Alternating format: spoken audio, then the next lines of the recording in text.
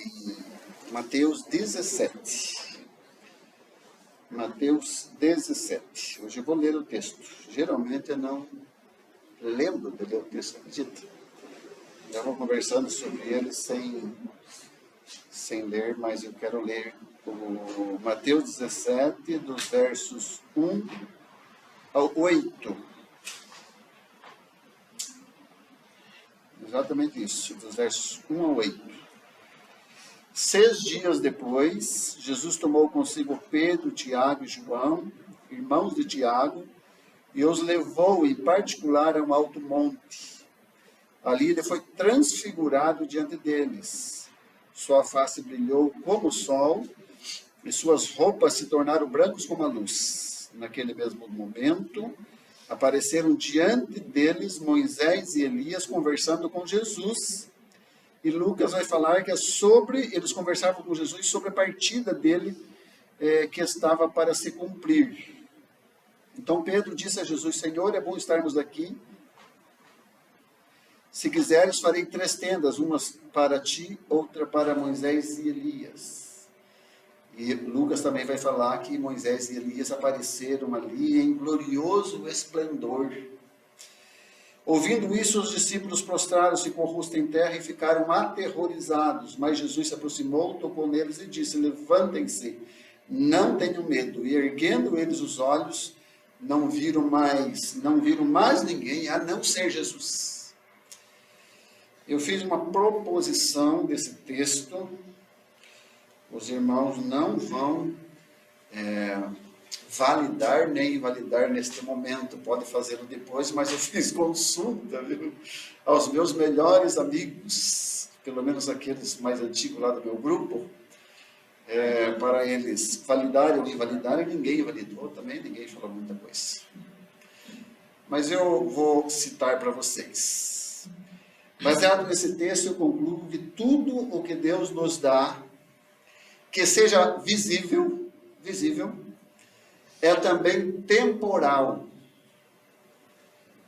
com uma única exceção. O próprio Jesus, que veio de forma visível, outrora ele está invisível, mas virá novamente de forma visível e todos os olhos o verão. Então, a única exceção daquilo que não é temporal e que foi visível é Jesus. Eu creio que esse texto vai mostrar isso. Jesus foi visto em carne, está entre nós em espírito, e todo olho o verá na sua vinda. E ele é eterno. Eterno para o passado, não teve começo nem fim. Eterno, não teve começo, e eterno para o futuro também. Não terá fim, ele sempre existiu, sempre existirá. Mas todas as demais coisas visíveis, eu concluí que elas são temporais. Até a mais gloriosa experiência espiritual é temporal também. Até Salomão fala que tudo é vaidade, né? Tudo é vaidade, tudo passa. Um pregador muito conhecido de todos aqui, Manuel Xavier, interpretou essa vaidade como zero. Tudo fica zerado. Tudo que é temporal fica zerado. Vai. Mais ou menos aquilo que Jó falou. Deus deu e Deus tirou. E louvado seja o nome do Senhor. Mas tem muitas coisas visíveis que são temporais, que principalmente aquelas pessoas que têm uma vocação específica para o ministério têm necessidade dela. A experiência com Jesus. A experiência com Jesus. Os discípulos tiveram essa experiência com Jesus. Jesus proporcionou essa experiência aos seus discípulos, porque eles precisariam para a continuidade do ministério.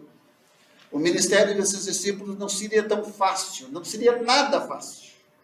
Eles precisavam de algo que entrasse nas suas entranhas, impactasse totalmente sua vida, fosse forte o suficiente para deixarem tudo, porque eles precisariam deixar tudo.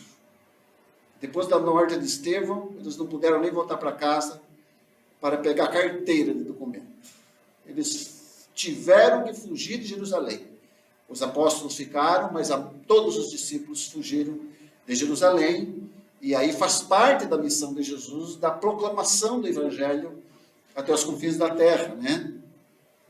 Mas eu quero lembrar também que antes de enfrentar os 40 anos no deserto, Moisés e Josué também tiveram uma experiência espiritual com Deus, quando Moisés chama Arão, Nadab, mais os 70 que estavam incluído Josué.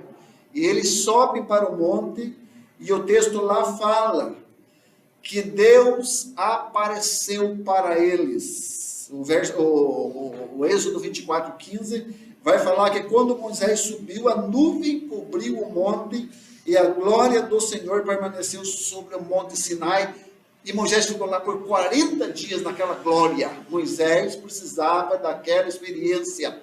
Ele ia enfrentar 40 anos cuidando de um povo rebelde. Moisés precisava ser impactado. Moisés precisava ser encorajado. Moisés precisava ser motivado para tamanha missão que ele recebera, né? O próprio João, o apóstolo João, no fim da sua vida, na ilha de Patmos, tendo que enfrentar sofrimento terrível, Jesus apareceu para ele a glória de Jesus apareceu para ele também, para ele permanecer até o fim de todas as profecias que nós vemos ali em Apocalipse. Claro que ele não morreu ao fim dessas profecias, mas enfim, ele tinha um encargo nas suas mãos de ver e escrever tudo o que ele viu. Os discípulos também precisavam de algo que fosse forte o suficiente para que eles deixassem tudo, para que criasse no coração deles a esperança diante das lutas, diante das dificuldades, diante das perseguições. Eles precisavam de uma experiência, né? E eles veem ali, então, o próprio Jesus, de forma gloriosa. Eles veem Elias e Moisés em glorioso esplendor, Lucas fala, e eles veem o Shekinah de Deus, a glória de Deus naquela nuvem, e dela sai uma voz: este é meu filho amado, em quem me comprazo, a ele ouvi. O que seria de um servo de Deus que tem um chamado específico? Eu falo um chamado específico, aquele que você precisa deixar tudo. Né? Eu creio que todas as pessoas dentro da igreja que foram salvos por Cristo Jesus têm um chamado. Alguns não são mexidos muito nas suas entranhas, nas suas estruturas físicas, mas pastores são mexidos nas suas estruturas físicas, né? Muitos pastores precisam deixar tudo. Missionários são muito mais mexidos quando eles deixam tudo e vão para outro país, né? Nas nossas campanhas de missões mundiais, principalmente quando a gente sabe o histórico de um missionário, a gente fica: ai, que Deus não me chame, né? Porque deixar tudo, o país, os amigos, o sofá da nossa casa, nós temos hábito até no lugar da nossa mesa, né? O nosso colchão é muito importante para nós, né?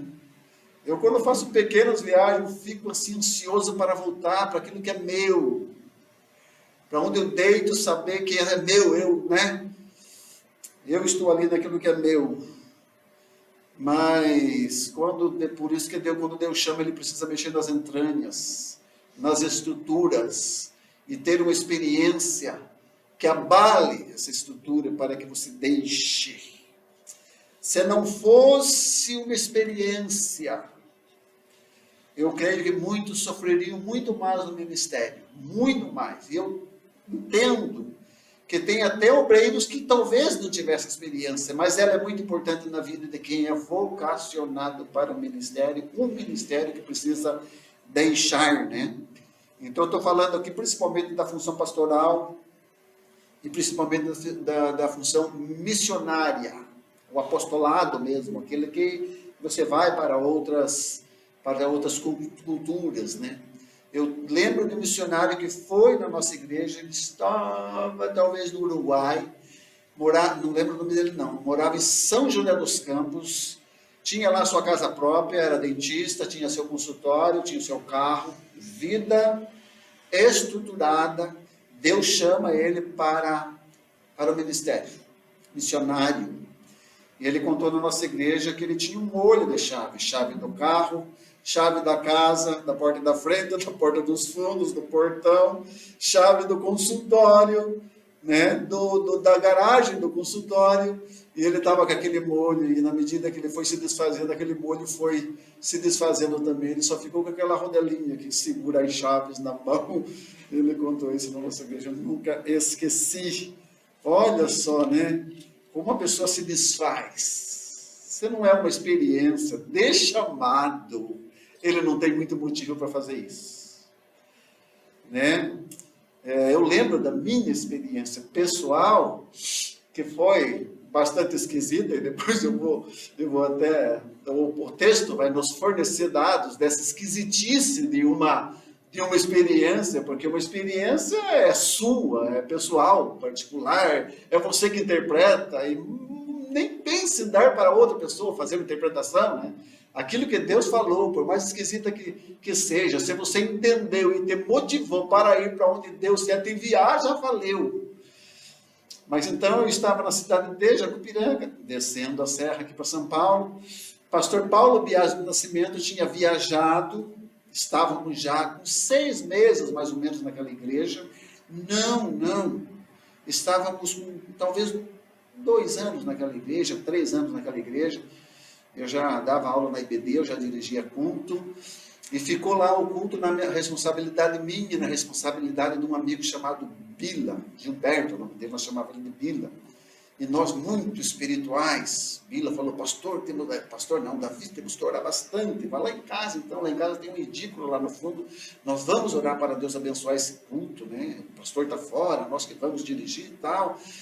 E ficamos orando, de repente, gente, deu uma crise de choro em mim que eu não parava, fiquei 2 horas chorando e talvez mais. E naquele planto, naquela experiência, uma coisa vinha na minha cabeça muito nítida assim, que era uma cerca de arame. E eu entendi, naquela experiência, que a gente pode ir para dentro de uma igreja e também ficar preso dentro dela. Eu entendi isso. E aí se deu o meu chamado pastoral, de não ficar preso dentro de uma igreja. Essa experiência eu trago até hoje. Inclusive tentei aplicar na Igreja Batista de Quatro Barras. As últimas pessoas que eu batizei, eu não incentivei a ficar dentro da igreja, assumir cargo na igreja. Ao contrário, vá lá para aquela turminha que você vivia com ela e testemunhe de Jesus por lá. Porque de fato a igreja pode ser, você se livra do mundo e pode se prender numa igreja. Mas essa foi a minha experiência, e eu trago isso no coração, trago muito forte isso no coração, e isso me desafiou a deixar a cidade, deixar o meu comércio, deixar os meus amigos e tudo mais, e a gente veio para Curitiba, fazer a nossa formação teológica, depois voltamos para a nossa região, depois fomos para a região de Sorocaba, e daí viemos para Curitiba e estamos aqui. Então, uma experiência é muito importante na vida de quem recebe um chamado específico. E até de quem não recebe um chamado específico. Porque a experiência que Jesus deu para esses discípulos também foi algo para o futuro, né? Quando ele mostra, quando vem Moisés e Elias ali, em glorioso esplendor, né? E Elias fala, Tiago fala que Elias é um homem sujeito às mesmas paixões que nós, né?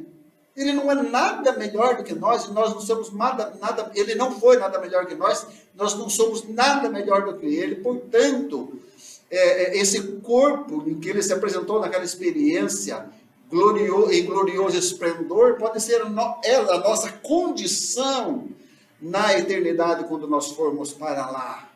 Essa vida terrena é sofrida, mas aquilo que nos espera para nós, pessoalmente, pode ser glorioso, em glorioso esplendor.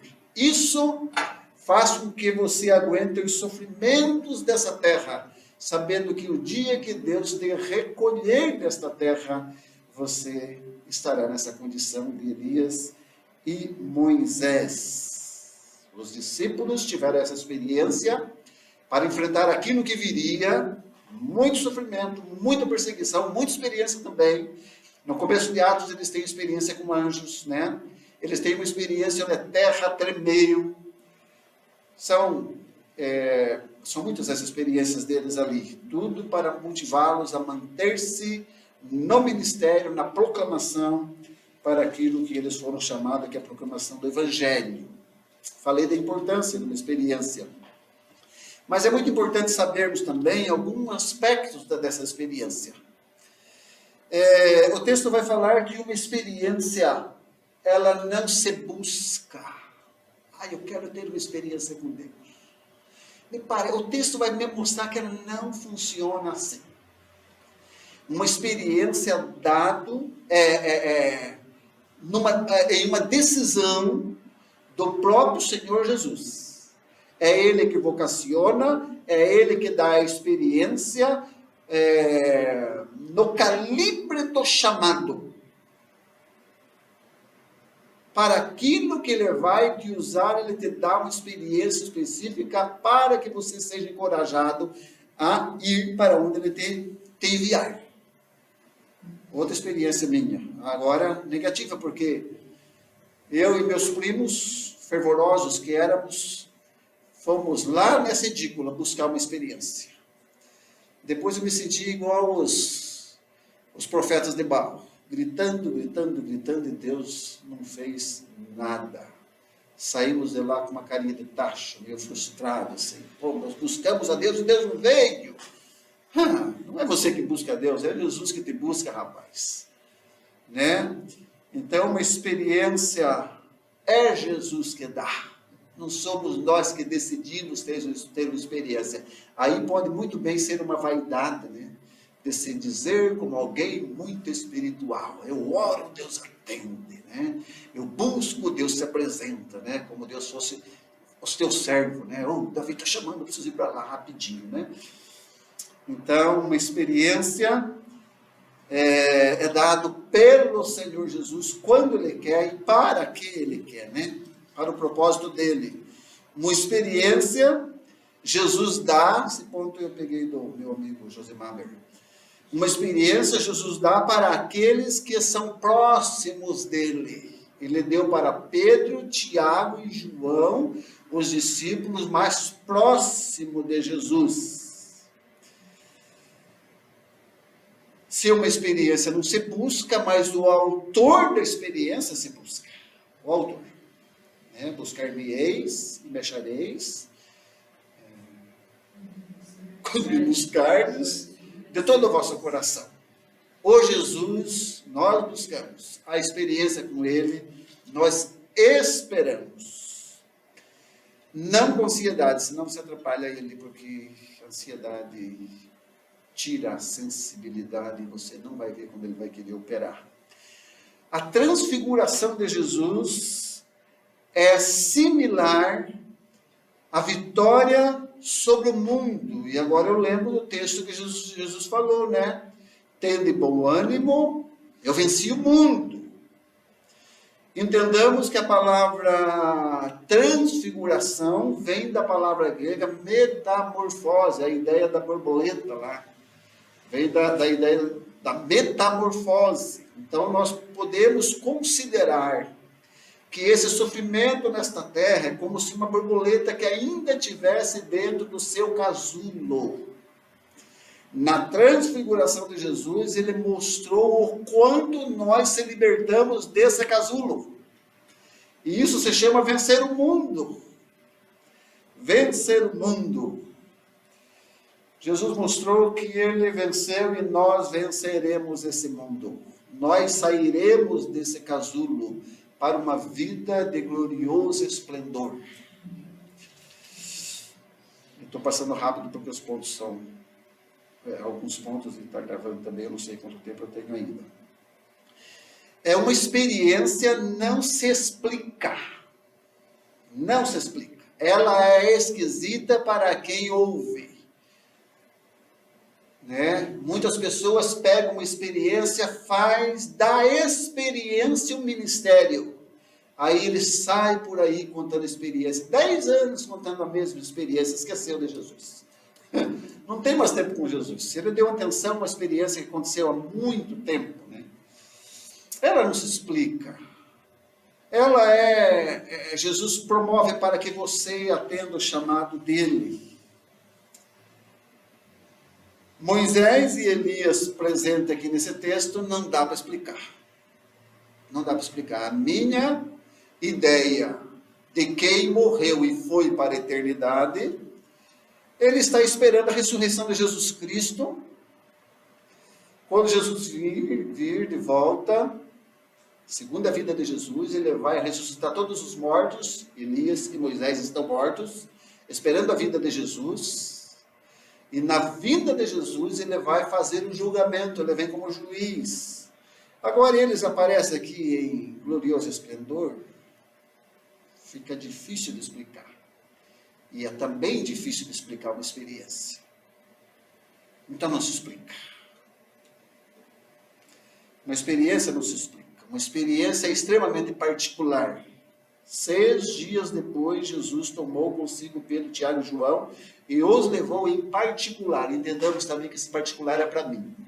Jesus me deu um momento com ele. Eu entendi por que ele deu aquele momento. E tá bom. Tá bom. Não se explica. Ela é particular, ela é única. Não queira ter experiência de volta, né? Lembro da história também do missionário que estava em grande aperto financeiro. Normal, né? Bem normal, pastor, missionário, passou um grande aperto financeiro. E veio uma revelação, vá no correio e pegue o envelope. E ele foi. Envelope cheio, assim, ó. Abriu, tinha dinheirinho do mês para ele. No outro aperto, ele não orou, né? Foi no correio, não tinha nada. Aquela experiência única não vai se repetir. A minha experiência única não vai se repetir nem para mim, nem para ninguém. Já cumpriu o seu propósito, né? Nós somos, assim como os discípulos, tentados a segurar a experiência. Né? Vamos fazer 3 tendas, né? 3. Né? Vamos fazer 3 tendas. E vamos segurar essa experiência aqui. Vamos ficar curtindo ela um bom tempo. Só que lá embaixo da montanha tinha um menino possesso, né? Um menino possesso. Se nesta terra nós temos aflições, nós temos que considerar e enfrentar essas aflições. Aflições minhas, aflições dos outros. A experiência não vai te poupar das aflições, ao contrário. Vai te jogar nas aflições, porque você vai enfrentar o ministério depois dela. Né? E o ministério nosso é na terra. E se eu fui chamado para o ministério, eu fui chamado para a aflição. Para o sofrimento. Para as dores. Mas como diz o nosso irmão Rubens, a igreja é um lugar onde tive minhas maiores alegrias, mas também tive as minhas maiores tristezas. Essa é a vida aqui na terra, né? Altos e baixos. Altos e baixos. Não podemos ficar lá no alto só. Nós temos que prosseguir nesse alto e nesse baixo. Então, tudo que é visível é temporal. A experiência deles também foi. A minha experiência também foi. A sua experiência também foi. Não só as experiências vão.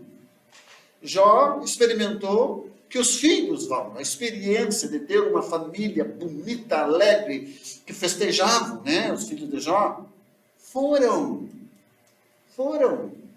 Um emprego, um bom emprego, aquele que você nem considera como emprego, de tão satisfatório que ele é. Você acorda cedo porque quer estar lá. O seu emprego é um divertimento. Tem um amigo lá em Quatro Barras que trabalha no ramo de informática. Ele fala: pastor, eu não trabalho, eu brinco todo dia. Mas também vai. O bom emprego vai. Os filhos vão. Os pais vão. Uma condição boa financeira vai. Tem dias de aperto. Tudo vai. Tudo é temporal.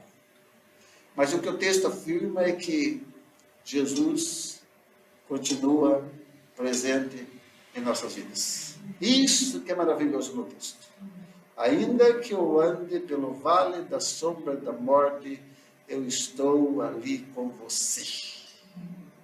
Se você também está no monte, eu também estou ali com você. Também estou ali com você. Trago essa palavra, meus amados, para que haja um incentivo ministerial em nossas vidas, para mostrar que a experiência é importante, mas ela vai. Todo tipo de experiência vai. Tudo nesta terra que é visível vai. Fica o invisível. Jesus está presente na nossa vida. E esse que estou convosco todos os dias. Na consulta que eu fiz com o meu grupo, pastor Oséias falou: a esperança não é visível, o amor não é visível, tem um monte de coisa invisível que a gente precisa manter, que ele fica. O amor de Deus está conosco. Gosto de Romanos 8,39, que o amor de Deus está em Cristo. Se Cristo está, o amor de Deus está ali. Que Deus nos abençoe nessa caminhada ministerial, tá? E que nós possamos contar com aquele que fica e saber que tudo vai, tudo passa. Vamos orar? Soberano e eterno Deus, muito obrigado por esta palavra.